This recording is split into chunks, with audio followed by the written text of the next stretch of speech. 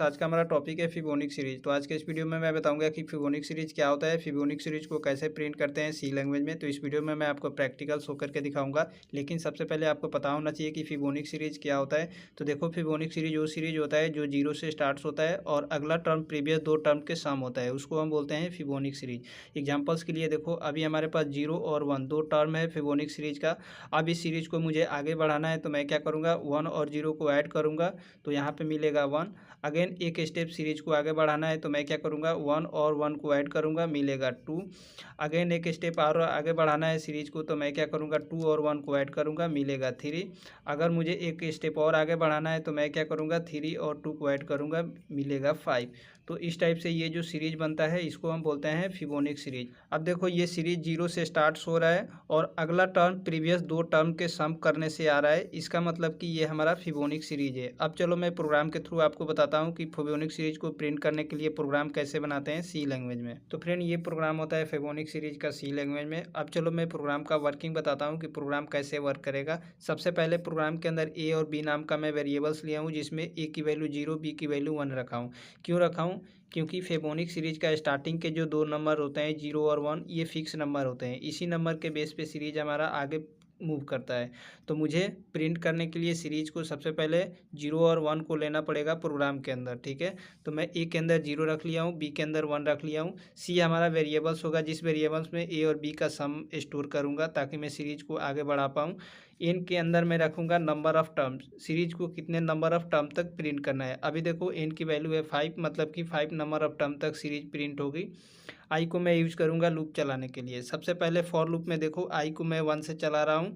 I less than equal to N तक का condition होगा। मैं कंडीशन ले लेता हूँ 1 less than equal to 5, n की वैल्यू है 5।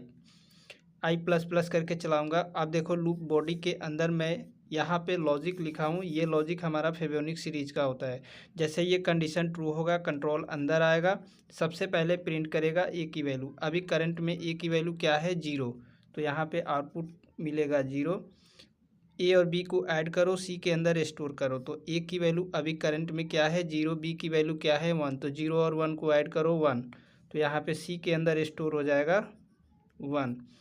बी की वैल्यू को ए में स्टोर करो, तो बी की वैल्यू अभी क्या है, 1, तो यहाँ पे आ जाएगा 1। सी की वैल्यू को बी में स्टोर करो, तो सी की वैल्यू करंट में अभी क्या है, 1, तो यहाँ पे आ जाएगा 1। अगेन लूप ऊपर जाएगा, आई की वैल्यू को इंक्रीमेंट करेगा, कंडीशन चेंज हो जाएगा, आई की वैल्यू होगा 2। क्या 2 छोटा है 5 से? बिल्कुल छोटा है, कंडीशन ट्रू। जैसे कंडीशन ट्रू होगा, कंट्रोल अंदर आएगा, सबसे पहले ए की वैल्यू को प्रिंट करेगा। ए की वैल्यू अभी करंट में क्या है, 1, यहाँ पे प्रिंट करेगा 1। ए प्लस बी को ऐड करो, सी के अंदर स्टोर करो। ए की वैल्यू है 1, बी की वैल्यू है 1, ऐड किया, हो गया सी के अंदर 2। बी की वैल्यू को ए में स्टोर करो, तो बी की वैल्यू है 1, तो यहाँ पे आ जाएगा ए के अंदर 1। सी की वैल्यू को बी में स्टोर करो, सी की वैल्यू है 2, तो बी के अंदर आ जाएगा 2। अगेन कंट्रोल ऊपर जाएगा, आई की वैल्यू को इंक्रीमेंट करेगा। अब यहाँ पे कंडीशन हो जाएगा 3 लेस देन इक्वल टू 5। क्या 3 छोटा है 5 से? बिल्कुल छोटा है, कंडीशन है ट्रू। जैसे कंडीशन ट्रू होगा, कंट्रोल अंदर आएगा, ए की वैल्यू को प्रिंट करो। ए की वैल्यू है 1, तो यहाँ पे अगेन प्रिंट होगा 1। ए प्लस बी को ऐड करो, सी के अंदर स्टोर करो, तो ए की वैल्यू है 1, बी की वैल्यू है 2, 1 और 2 को ऐड किया, हो गया 3, यहाँ पे सी के अंदर आ गया 3। बी की वैल्यू को ए में स्टोर करो, बी की वैल्यू है 2, तो यहाँ पे आ जाएगा ए के अंदर 2। सी की वैल्यू को बी में स्टोर करो, तो सी की वैल्यू है 3, तो बी के अंदर आ जाएगा 3। अगेन कंट्रोल ऊपर जाएगा, आई की वैल्यू इंक्रीमेंट होगी, अब कंडीशन चेंज होकर के हो जाएगा 4। क्या 4 लेस देन इक्वल टू 5 है?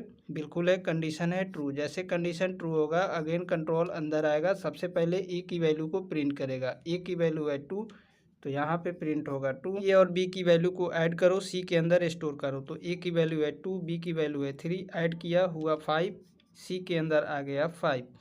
बी की वैल्यू को ए में स्टोर करो, तो बी की वैल्यू है 3, ए के अंदर आ जाएगा 3।